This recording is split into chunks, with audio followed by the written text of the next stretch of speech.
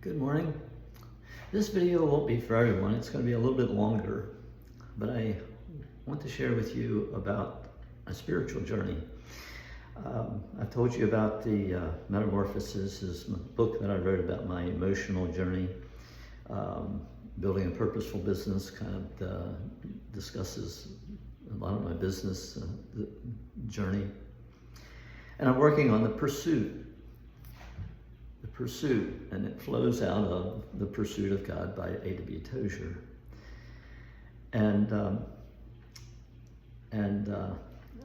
I'd become a Christian early, like at age 21. And I lived all those years growing and studying the scriptures and learning and being in the church and being quite active in the church, an elder later. And yet I had this struggle. I knew that I believed God, who He is, how He had come. So I believed about God. My struggle was always in trusting Him. I knew that I wasn't trusting Him. And so how can I come into prayer with God, who knew that I wasn't trusting Him, and me, who knew that I wasn't trusting Him, and ask for anything? And yet I tried. And so that turmoil stirred within really all of my life. And so for me, I had to come to that emotional place first. I had to get in touch with my emotions. And so for me, that was part of it. Having to come to that place where I was a whole being and not these three separate parts. But there are two pieces that really came to life for me regarding this matter of knowing about God versus knowing God. And it is this. First, it was the A.W. Tozer, The Gaze of the Soul, that chapter that he teaches us how we can trust Him, how important faith is in our relationship with God. And, again, all these words I knew, faith is important. And I read that chapter many times over the years because I read him many times, but I didn't get it. And so what, beyond that really closed it for me was when I really came to grips with John 16 and 17, Jesus' prayer to the Father just hours before He's going to the cross. That opened it up for me for this reason. He starts there in John 16:24 with the idea that, before this you haven't asked anything in my name. If you ask anything, the Father will give it to you and your joy will be full. And yet He says, you haven't asked anything in my name. And there's a reason for that. Didn't understand all of this. Now, that verse, here John, as he writes this section, is simply recording what happened. He's simply recording the facts as they happened. Later, he writes that epistle of John, his first epistle, and that's where he clarifies this particular verse.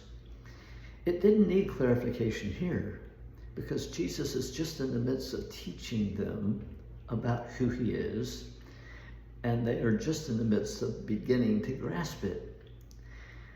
But he does clarify that verse.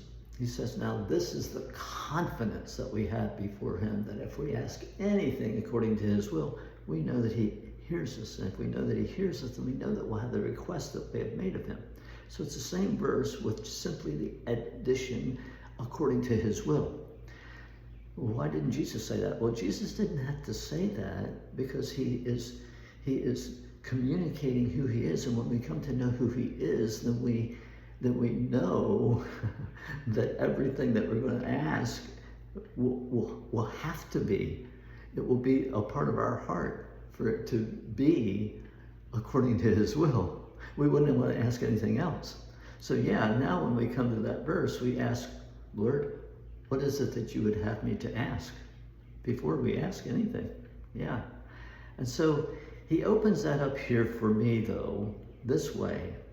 I see that the disciples have come to a place where they say, now we believe that you came from God. And Jesus says, at last you believe. All they believed was that he came from God. And yet Jesus was excited. Oh, at last you believe. But he immediately goes right on.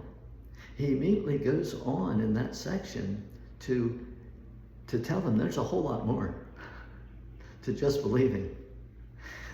He says that, you're going to be scattered, and when you're scattered, you're going to go to your homes and you're going to leave me all alone. But I'm not alone. My Father is with me. So he wants to make that point right away, that they see there's much more to this thing of believing, that the Father is with me. He says, you see, I'm telling you these things so that you may have peace. I'm telling you these things so that when you come to reckon with the world and see that in the world you'll have many troubles, that I have overcome the world. And so you'll see me entirely different as just for who you're seeing me right now. Right now you're just seeing me as one who God has sent to you. Yeah. And I'm excited for you that you now believe that. So when he goes into his prayer, this is what really opened it up for me. He goes into his prayer immediately after that conversation with the disciples who, like me, believed something about him. They believed about him that he had been sent by God. And so he opens up his prayer and he says, I've been given authority over all people, but there are those that the Father has given me that are his, and those I have the privilege of giving eternal life. He didn't say it that way. But he clarifies right there. He says, now this is eternal life, that they may know you, the only true God, and Jesus Christ whom you have sent. That they may know you, the only true God, and Jesus Christ whom you have sent. Now this is more than knowing about him. This is knowing him. It took me all these years to figure it out. I had read that many times, but I didn't get it. Like the disciples didn't quite get who he was just yet.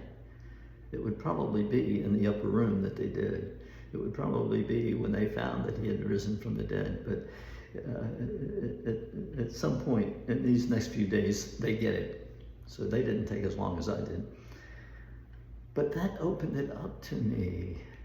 And especially when I hear him end that prayer. He ends that prayer by saying, righteous Father, the world does not know you, but I know you.